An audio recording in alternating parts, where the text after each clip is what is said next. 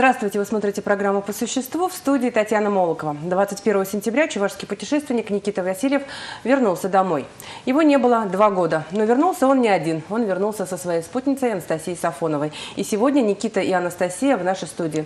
Здравствуйте. Здравствуйте. Очень рады приветствовать вас дома, в Чувашии.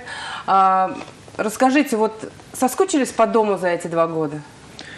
Ну, за эти 2 года, во-первых, само понятие «дом» немножко расширилось. Это не только твой город, в котором ты живешь. Да, это то место, где я родился, вырос, особенное чувство к нему. Но в целом дорога уже стала моим домом, поэтому в рамках разумного скука. Ну да, когда организовали встречу, говорили чувашский космополит. Да? То есть вы как человек мира уже стали. Ваш дом – это мир. Ну, наша планета Земля – это все-таки наш дом. Просто шире нужно немножко смотреть, наверное, на это. Никита, вы проехали, вы не были в Чебоксарах, как вот в географическом доме, да? Вы не были 2 года. Сколько стран вы проехали, сколько городов? Вот есть какая-то статистика такая? Сколько стран? Так, Настя, ты же считала, сколько стран? Наверное, где-то 15, да, ну это немного, то есть это нет такой статистики, не веду, то есть самое главное не количество стран, главное как их проехать и кого встретить там. Вот. И страны Средней Азии, Казахстан, Узбекистан, Таджикистан, Киргизия, вот потом снова Казахстан, потом вся Россия, Сибирь до Владивостока, с Владивостока уже на Китай. Китай, Вьетнам, Лаос, Таиланд, Камбоджа, потом снова Вьетнам, Китай, Тибет, Монголия, Алтай, Сибирь, Урал и вот сейчас дома на Волге. Кого вы встречали за это время? Вы говорите, главное, кого ты встречаешь, кого вы встречали? Ну, главное, встречают хороших людей, которые приглашают в гости абсолютно разных людей, потому что люди красят города, вот. Общение в путешествии одно, наверное, из главных вообще смыслов, из главных смыслов путешествия. Вот. Поэтому много разнообразных людей, от которых есть чему поучиться, научиться, от которых хочется вообще брать пример, с которых. Вот, поэтому вот так вот.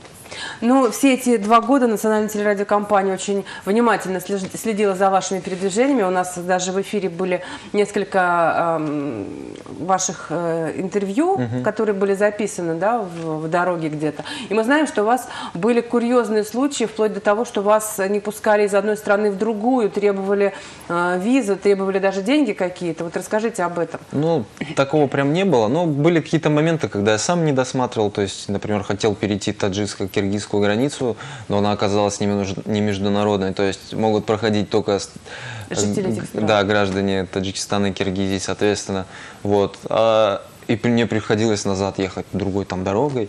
Вот. А в целом других проблем, ну, были в Казахстане там проблемы тоже, но опять же это просто из-за регистрации, я не регистрировался. Тоже по своему недосмотру такому, а так в целом все хорошо, то есть в Китай делал спокойно визу, ехал, таких прям серьезных происшествий не было на границе. Ну, вы знаете, один из вопросов, который, наверное, задают очень многие люди, каков бюджет вашей поездки, где вы брали деньги на визы, на еду, на, опять же, на велосипеды, вам же пришлось менять велосипед, ремонтировать какое-то время, несколько раз. Да, самый частый вопрос. Велосипед я не менял, то есть это все тот же велосипед. Ремонтировали, шины, да, ремонтировать, но путешествие стало как мой труд. Работу я не могу ее назвать, да, это как мой труд. Вот, я снимаю видео в свой канал на YouTube, то есть много людей хотят поддержать, поддерживают. Вот. Какие-то компании хотят тоже сделать какую-то рекламную акцию, или, чаще всего просто от души поддержать, то есть без каких-то там целей, чтобы вот что-то там рекламных. Просто вот люди поддерживают, видят, что я так продвигаю Чувашию на других землях, то есть показываю, что вот, представляю себя как чуваш, естественно, я чувашский путешественник, вот. И вот просто им нравится эта идея. То есть люди вам помогали все это? Да, и люди поддерживают, то есть как нормально, я как снимаю фильмы, люди смотрят, как за просмотр в кинотеатре кто-то. Поэтому вот такие деньги приходят, но это деньги на самом деле небольшие, это вот просто деньги сегодня, завтра поесть, это не какой-то счет в банке, как люди думают, то есть все урезано, лишнего себе уже не позволяем, поэтому вот так вот. На каком этапе к вам Анастасия присоединилась? Как это получилось? Вот давайте Анастасия расскажет. Как почему вы решили принять участие в этом путешествии, присоединиться к Никите? Как давно вы знакомы? Знакомы мы чуть больше года. Я тогда работала на радио в Новосибирске. Никита был героем моей новости. Я ему позвонила, и мы с ним поговорили по телефону, лично не встречались. И он поехал дальше, в сторону уже Владивостока, оттуда повернул в Китай, Юго-Восточную Азию, уже все объездил. И вот когда он был в Камбодже, мы с ним уже начали общаться в интернете. И через какое-то время как-то вот общение свелось к тому, что Никита предложил разделить с ним его поездку уже в сторону дома, ну, естественно, уже в России, и я ждала его уже прибытия на нашу землю, в Россию. И когда он приехал, уже присоединилась к нему, и вот около чуть больше 3000 километров я приехала вместе с ним уже. Как в голове появляется мысль у молодой красивой девушки сесть на велосипед и уехать за 3500 километров, я не знаю, сколько там, да, в чужой город, в чужую республику? Вот как так получилось? Ну, и надолго ли вы к нам? Зато не с чужим человеком. Я тогда уже поняла, что мы с Никитой как люди все-таки родные уже были, к тому времени стали. И Никита предложил, я как-то просто зарядилась его энергией и уверенностью, и с ним как за каменной стеной почувствовала себя. Хотя лично мы с ним еще не встречались. Никита, теперь, получается, все ваши путешествия будут вдвоем? Да. А надолго вы остановились? Надолго вы будете вот не на колесах, скажем так, не на велосипеде покорять мир? Ну, сейчас вот будем зимовать. Я же зиму уже не видел 3 года, нормальной зимы вот такой в наших широтах. Вот. Собираться с мыслями и, наверное, писать книгу. Ну, книгу, может, немножко помпезно звучит, пока просто писать такой отчет, который может перерасти уже в книгу. Вот. Много сейчас нужно вспоминать, потому что потом можно и все забыть, уже утратятся такие чувства, вот, пока еще все свежее. Вот. И будем вот этим заниматься, а потом уже, возможно, весной поедем в большое западное кочевье. Вдвоем сейчас уже нам проще, потому что один я, честно говоря, наездился. Ну, в какой-то момент я понял, что все-таки у каждого мужчины есть мечта о семье, обычно вот такие общечеловеческие ценности. Вот. И я подумал, что моя спутница должна, если она хочет пройти со мной жизненный путь, то она должна почувствовать, что такое дорога. Иначе она просто не поймет, обычно девушка не поймет. И, может, и не будет уважать и понимать вообще наши...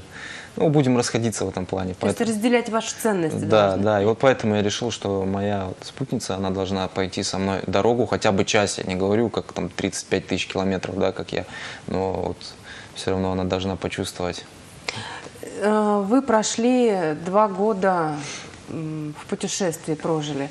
Изменилось ли ваше мироощущение? Стали ли вы по-другому относиться к людям, к странам?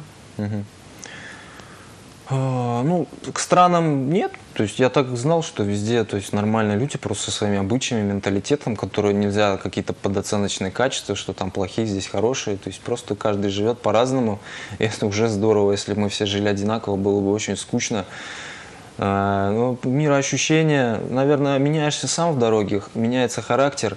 Он становится более добрее после всех испытаний и после того, как увидел таких открытых людей. Настя, не страшно поменять Новосибирск на большой город, да, на небольшие Чебоксары?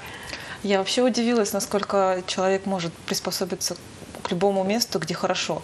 Потому что сейчас мы понимаем, что вот 3 месяца мы прожили, можно сказать, в палатке, и вот этот вот маленький мирок, вот он оказывается самый уютный на свете, особенно когда человек любимый рядом. Поэтому нет, конечно, не страшно. Новосибирск останется в моем сердце одним из самых любимых городов, но Чебоксары теперь тоже мой город. Поэтому нет, не страшно. Спасибо большое вам, ребята, что пришли к нам в студию, ответили на наши вопросы. Я думаю, что не в последний раз мы встречаемся. И ждем с нетерпением ваши записки, вашу книгу. И ждем очередную серию чувашского путешественника. Хорошо, спасибо большое. Спасибо. Спасибо большое. Я напомню, что сегодня у нас в гостях был чувашский путешественник Никита Васильев и его спутница Анастасия Сафонова. Спасибо за внимание. До свидания.